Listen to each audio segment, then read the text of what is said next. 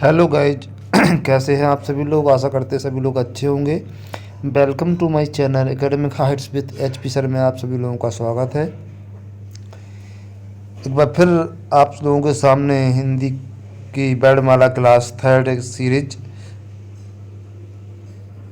ये रही है आप लोगों के सामने। अब तक हमने कंप्लीट किया था वर्णमाला का पोर्शन, जिसमें हम लोग मुख्य द्वार के आधार पर स्वरों को पढ़ने वाले थे। उसी श्रृंखला को आगे कंटिन्यू करते हुए आप लोगों के सामने ये रही सीरीज।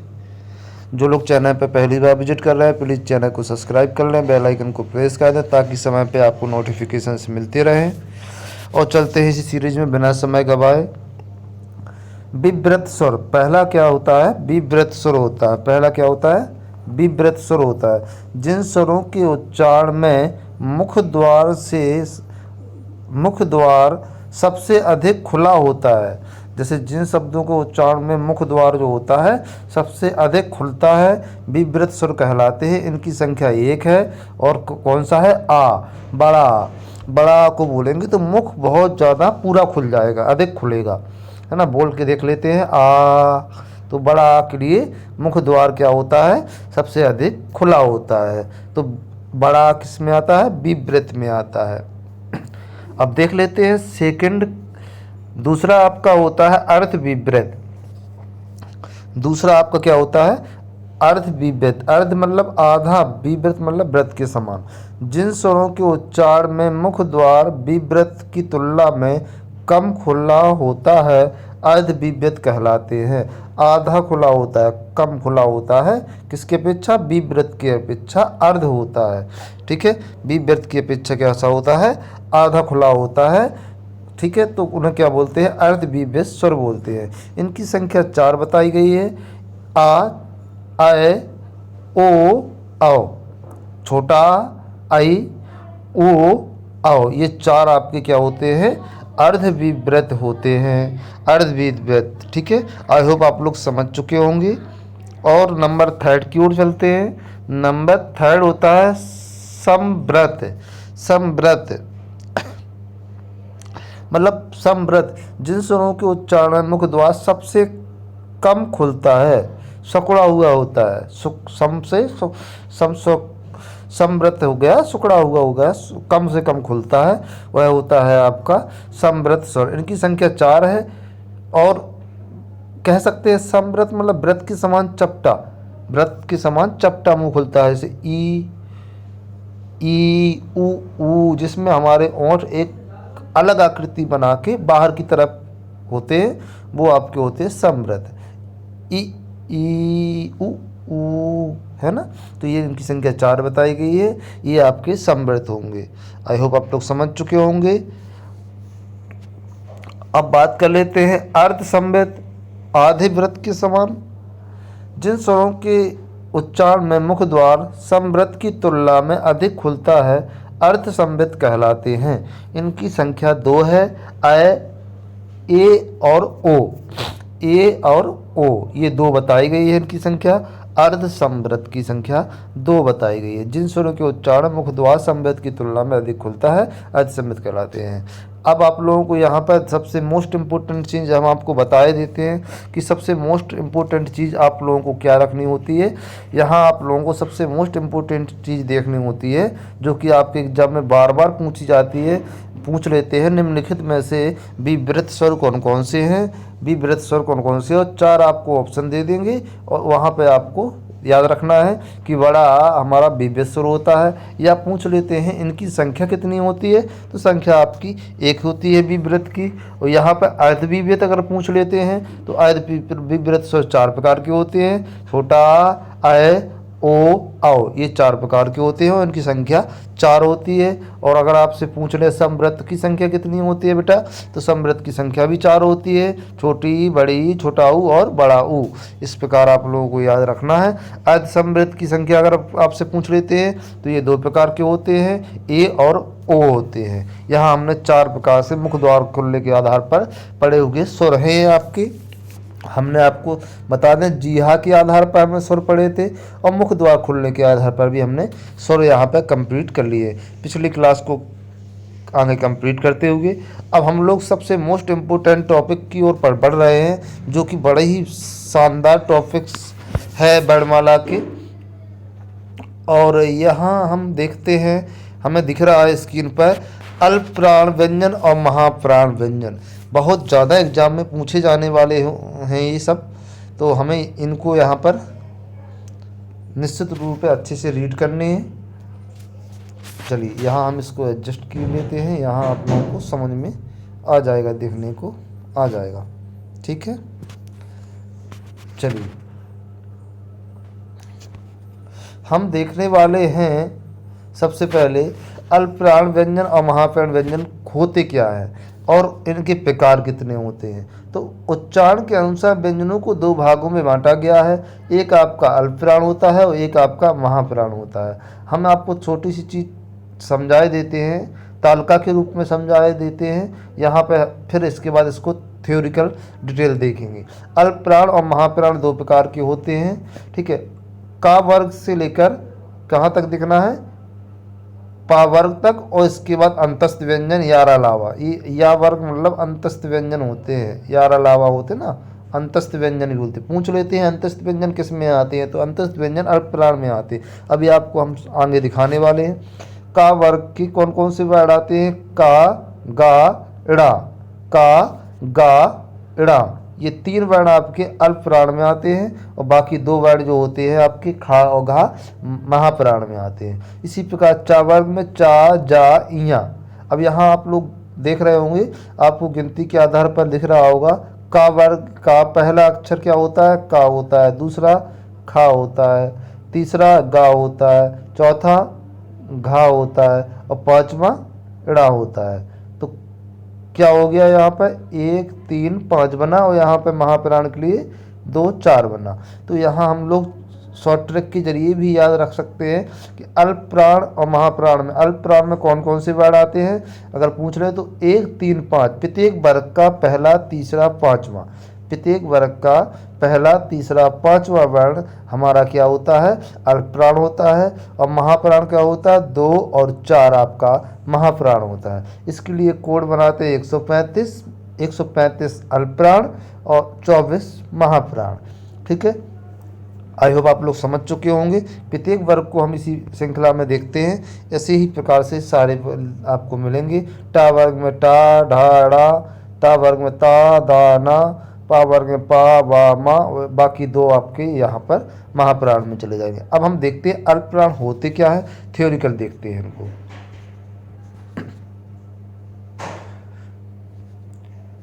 ठीक है, अल्प प्राण सबसे पहले हमें देखना है कि अल्प प्राण में भी प्राण लगा हुआ है और महाप्राण में भी प्राण लगा हुआ है। तो ये प्राण होता क्या है, प्राण होता क्या, प्राण हवा को संस्कृत में प्राण कहा जाता है। भाई कहते हैं ना कि हवा वायु प्राणों के लिए अति आवश्यक है, यदि वायु नहीं है तो प्राण संभव नहीं है। ठीक है, तो यहाँ प्राण का मतलब हो गया वायु से हो गया।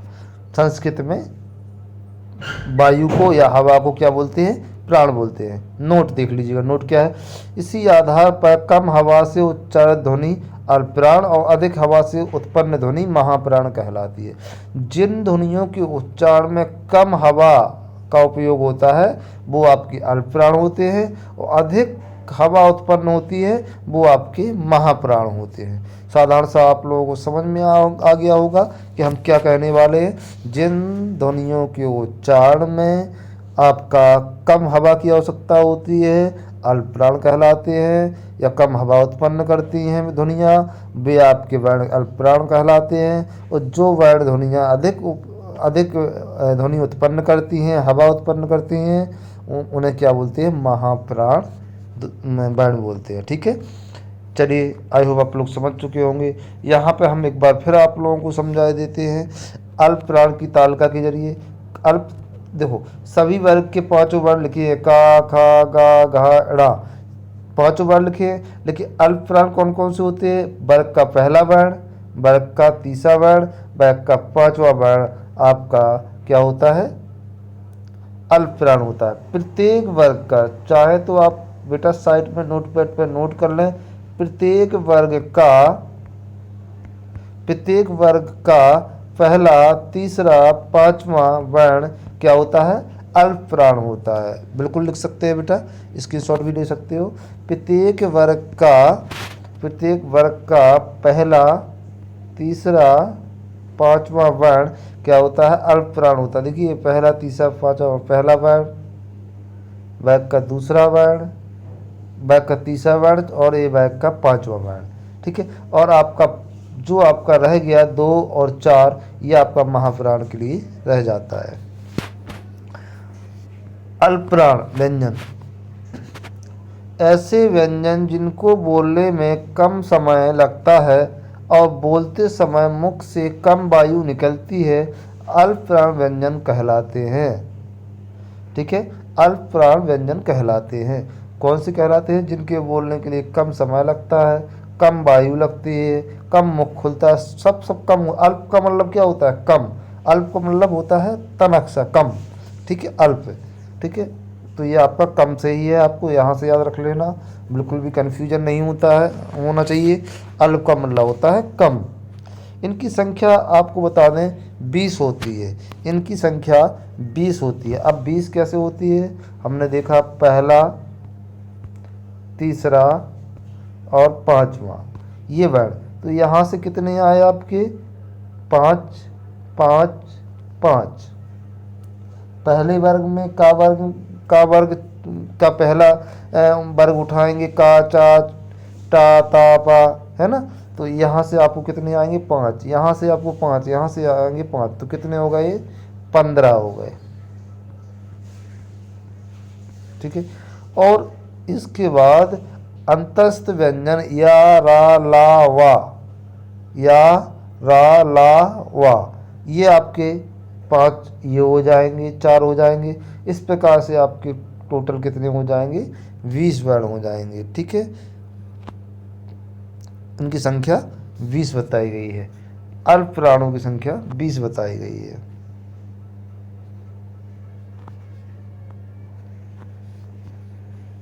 देखिए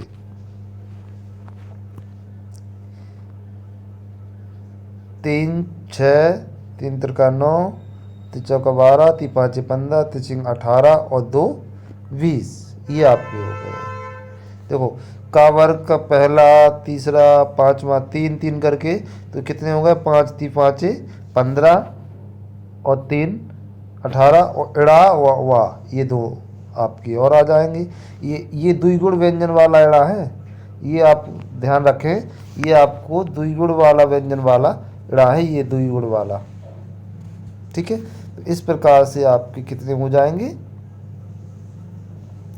20 वर्ण आपके हो जाएंगे। प्रत्येक वर्ग का तीसरा और पांचवा वर्ण सभी स्वर अल्प प्राण होते। एक चीज़ और आपको याद रखना है कि सभी स्वर, ये मोस्ट इम्पोर्टेंट पॉइंट यहाँ पे है आपका, जितने भी आपको बता दें 11 स्वर होते हैं, ये सभी स्वर कितने क्या होते हैं? अल्प प्राण होते हैं। सभी स्वर अल्प प्राण होते हैं। प्यारे बच्चों, ये मोस्ट इम्पोर्टेंट चीज़ है, आपसे कई बार एग्जामों में पूछ ली जाती है कि स्वर क्या होते हैं, स्वर जो होते हैं आपके क्या होते हैं। तो आप लोगों को निश्चित रूप से हम आप बता दें कि स्वर आपके जो होते हैं, सभी स्वर क्या होते हैं? अल्प प्राण होते हैं। ठीक है, अब बात कर लेते हैं महाप्राण की। अब बात होती है महाप्राण की, तो महाप्राण की बात करते हैं। महाप्राण क्या होते हैं? चलिए, ऐसे व्यंजन जिनको बोलने में अधिक प्रयत्न लगता है, प्रयत्न करना पड़ता है, प्रयत्न मतलब अधिक शक्ति, अधिक ऊर्जा का उपयोग करना पड़ता है, और बोलते समय मुख से अधिक वायु निकलती है, उन्हें हम क्या बोलते हैं? अल्प महाप्राण व्यंजन बोलते हैं। उन्हें महाप्राण व्यंजन कहते हैं। इनकी संख्या 15 होती है। इनकी संख्या 15 होती है। ये बात आपको मोस्ट इम्पोर्टेंट है, लिख के रखो, और आप चाहे कैसे भी याद करो। और आपको एक चीज़ और याद रखना है कि प्रत्येक वर्ग का दूसरा और चौथा वर्ग ही आपका क्या होता है? महाप्राण होता है। प्रत्येक वर्ग का दूसरा और चौथा आपका महाप्राण होता है। इनकी संख्या कितनी होती है? 15 होती है। कौन कौन से होते हैं देख लेते हैं।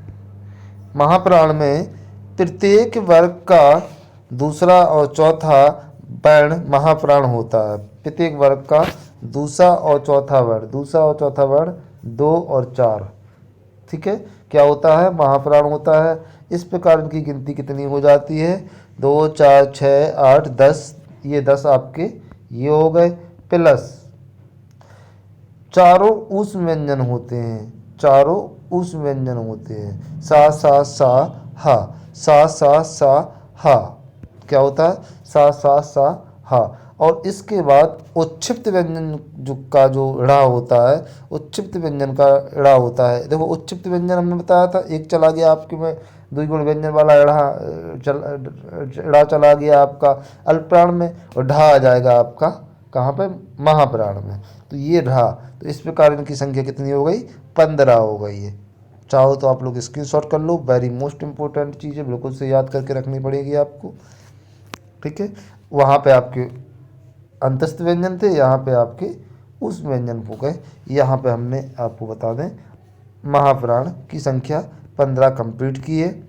ये महाप्राण की तालिका है आपके सामने, जिसमें हम आपको दिखा रहे हैं कि प्रत्येक वर्ग का दूसरा और दूसरा और चौथा वर्ण, दूसरा और चौथा वर्ण क्या होता है, महाप्राण होता है। दूसरा और चौथा, दूसरा और चौथा, ये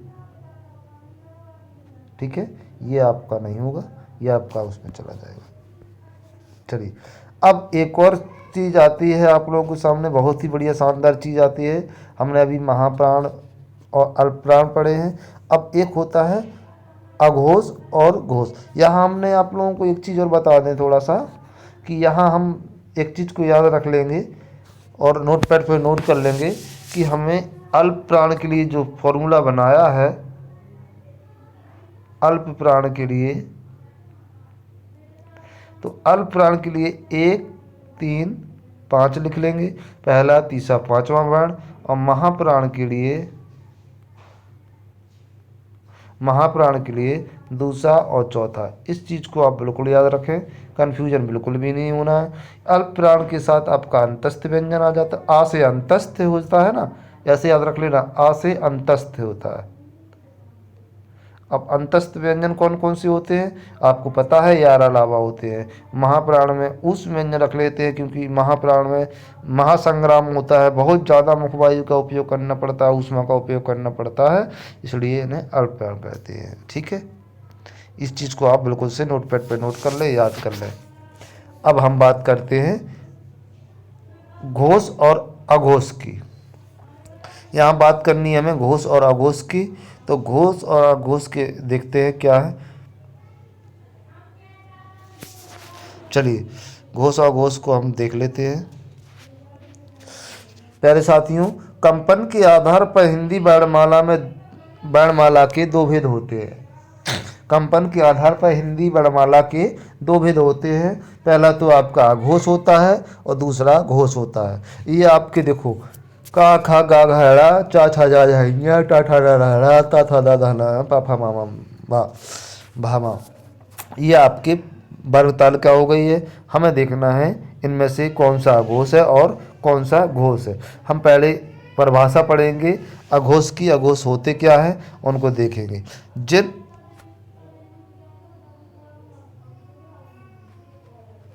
जिन वर्णों के उच्चारण में नाद की जगह केवल श्वास का उपयोग होता है, जिन वर्णों के उच्चारण में नाद की जगह, नाद का मतलब नाक की जगह श्वास का उपयोग होता है, उन्हें अघोष वर्ण कहते हैं। इनकी संख्या क्या होती है, 13 होती है, जो इस प्रकार है। इनकी संख्या कितनी होती है, 13 होती है, जो इस प्रकार है। 2 4 6 8 10 और 3 13, ये होती है। का वर्ग में का और खा, चा वर्ग में चा और छा, टा वर्ग में टा और ठा, ता वर्ग में ता और था, पा वर्ग में पा और फा। और इसके बाद उस व्यंजन के सा तीनों सा, हा को छोड़ देंगे इसमें, ठीक है। तीनों सा अल्प आपके क्या होते हैं, अघोष होते हैं। अब इसके लिए आप लोगों को एक चीज़ समझ में आ रही होगी कि यहाँ पे का वर्ग का कौन कौन सा वर्ण हो रहा है, का और खा पहला और दूसरा, चा और छा पहला और दूसरा, टा और ठा पहला और दूसरा, ता और था, इस प्रकार पहले और दूसरे, पहला और दूसरा, यानी कि कह सकते हैं प्रत्येक वर्ग का पहला और दूसरा वर्ण आपका अघोष होता है। इसके लिए सूत्र क्या बना, 12 अंकीय सूत्र क्या बना, 12 बना इसका। और प्लस संग में क्या होते हैं, उस व्यंजन सा हा को छोड़कर, सा हा को छोड़कर प्रत्येक वर्ग का पहला और दूसरा वर्ण आपका अघोष होता है। क्या होता है, अघोष होता है। घोष वर्ण के बाकी जो बच्चे होंगे वो घोष वर्ण होते हैं। तो घोष वर्ण जिन वर्णों के उच्चारण में केवल नाद का उपयोग होता है उन्हें घोष वर्ण कहते हैं। इनकी संख्या 31 होती है। इनमें सभी स्वर आ से ओ तक आते हैं। इनमें सभी स्वर आते हैं और आपका हा हल भी इसमें शामिल हो जाता है। तो प्रत्येक वर्ग का कौन सा आ रहा, का, खा, गा तीसरा, घा चौथा और पांचवा, 345 क्या बना, 345 तीसरा चौथा पांचवा, 345 ये आपका घोष का सूत्र होता है। 345 प्लस क्या होगा, सभी स्वर प्रत्येक स्वर हो गया। और इसके बाद अंतस्थ व्यंजन या रा वा चारों अंतस्थ व्यंजन और आपका उस व्यंजन का हा भी इसमें शामिल हो जाएगा। तो टोटल संख्या कितनी हो जाएगी, 31 हो जाएगी। कितनी हो जाएगी, 31 हो जाएगी। 345 क्या बना, 345, ठीक है, 345 और सभी स्वर और अंतस्थ व्यंजन और हा ये आपके घोष वर्ण में आते हैं। यहाँ हम घोष वर्ण को तालिका के जरिए देखते हैं। ये रही आपके तालिका में, देखिए आप, ये आपके सभी के सभी क्या हैं,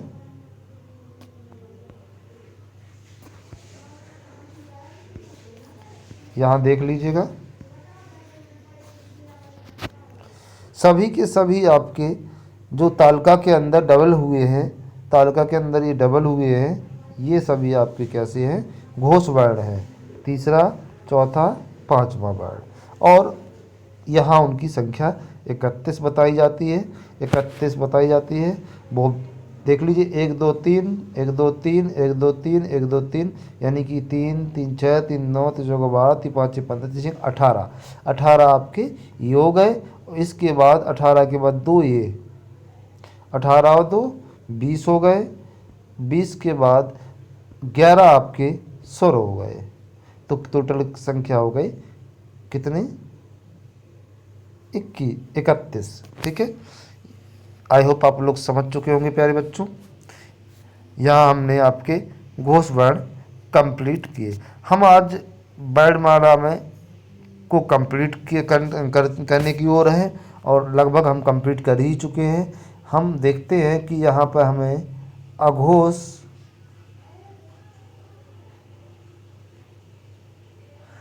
और घोष को हमने पढ़ा है, अघोष और घोष को पढ़ा है।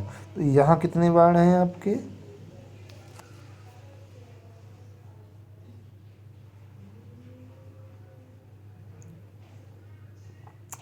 तो हमने क्या पढ़ा कि अघोष कौन से होते हैं, अघोष कौन से होते हैं, पहला और दूसरा।